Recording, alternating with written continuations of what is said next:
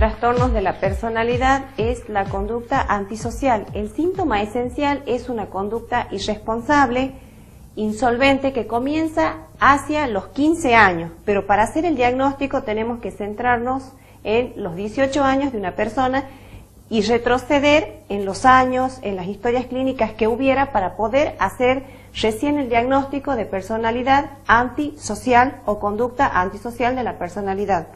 Otro de los síntomas asociados son, por ejemplo, las mentiras, los robos, la holgazanería, el fracaso escolar. Esto es porque nos centramos en el niño.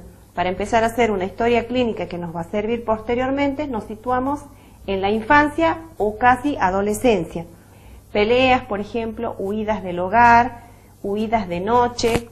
De continuar esto en la vida adulta, es una persona que no aprendió y no aprenderá a incorporar las normas sociales, entonces esto le va a ser difícil la convivencia en sociedad. En cuanto a la infancia o adolescencia, podemos decir que muchas veces la persona que padece este trastorno en la infancia o adolescencia puede abusar de las drogas, verse envuelto en peleas callejeras, peleas físicas, robos, violaciones o hurtos que lo lleven más que nada a una reclusión para rehabilitación, para tratamiento, para salir adelante y para incorporar la ley que no fue introducida en su psiquismo. La internación en este caso viene más que nada para encerrar, para separarlo de la sociedad a esta persona que no convive con las normas sociales aceptadas por todos.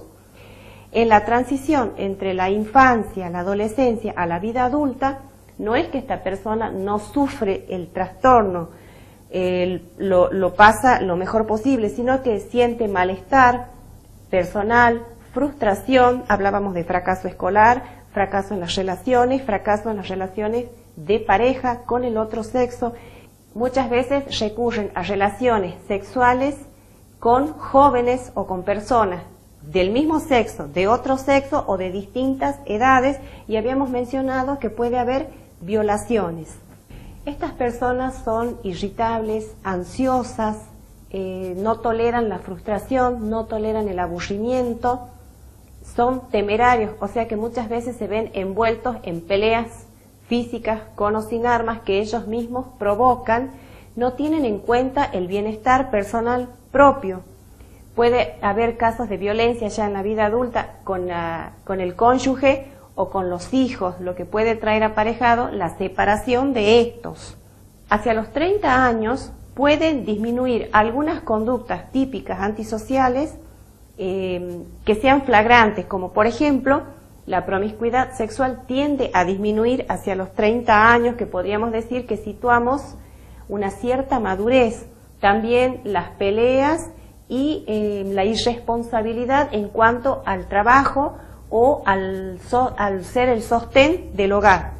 El trastorno o las conductas antisociales puede llegar entonces a producir un deterioro notable o ser incapacitante, entonces cuando provoca un severo deterioro entonces en lo que es personal y de pareja, en cuanto a la persona que no logra una cierta autonomía, una cierta libertad, que es el fin de la educación que se le brinda a los jóvenes. Como no logra esto, es que muchas veces cae en el encierro que mencionábamos recién. Dentro de los factores que predisponen a la aparición de este tipo de conductas, podemos situar la presencia de unos padres que quizás hayan padecido esta misma situación o una situación de empobrecimiento económico y moral o de valores. Ellos, los mismos padres, quizás padecieron y transmiten esta forma de ser. Se puede decir que se da con más frecuencia en las clases bajas, pero no es privativo de las mismas. Sí, en cuanto a un empobrecimiento moral, a una precariedad en este sentido. También entonces va a ser una falta de autoridad, una falta de límites lo que fomente este tipo de conductas. Y otro también tiene que ver con los malos tratos infantiles recibidos o padecidos por estos niños o adultos que lo hayan padecido en etapas anteriores en los hogares propios, en hogares adoptivos o en los institutos donde hayan sido internados. Entonces, los criterios para realizar un diagnóstico de conducta antisocial son, como veníamos diciendo, robo, violaciones, uso de arma, inician peleas físicas, que puede incluir al cónyuge o a los hijos, abuso de alcohol, incendios, daños a la propiedad, o cuando es una persona cruel con los animales y con las personas. Entonces vamos a unir todos estos síntomas más una historia familiar previa para tener recién un diagnóstico diferencial. En cuanto a los daños que pueda producir esta persona a la propiedad de otros o a otras personas, no tiene conciencia de ello, no tiene remordimientos, incluso llega a justificar su conducta porque tiene la creencia de que está actuando de la manera correcta, de la única manera que conoce.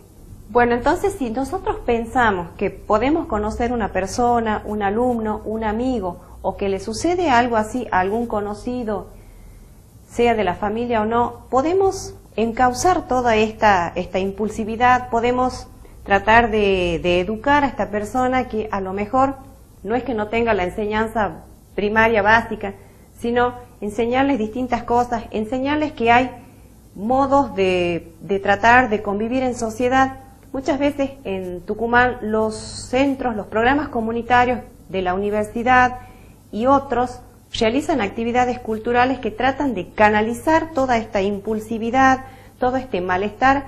Muchas veces el malestar social lleva a ciertas conductas antisociales como las que veníamos diciendo, y las actividades culturales, recreativas, de distracción, de uso del cuerpo, de uso de la mente, es como que nos ayuda a tratar de aprender junto con nuestros niños. Entonces tratemos de buscar una solución, una salida práctica a todo esto, a encauzarnos dentro del sistema, a aprender las normas de convivencia social, a saber que hay otra realidad posible y que puedo dejar un poco estas conductas antisociales que me convierten quizás en un marginal, y saber que es posible compartir, respetar los derechos del otro, la propiedad del otro, la vida del otro, y el otro me va a devolver lo mismo en espejo, va a respetarme a mí, y vamos a crecer juntos en sociedad, en cooperación.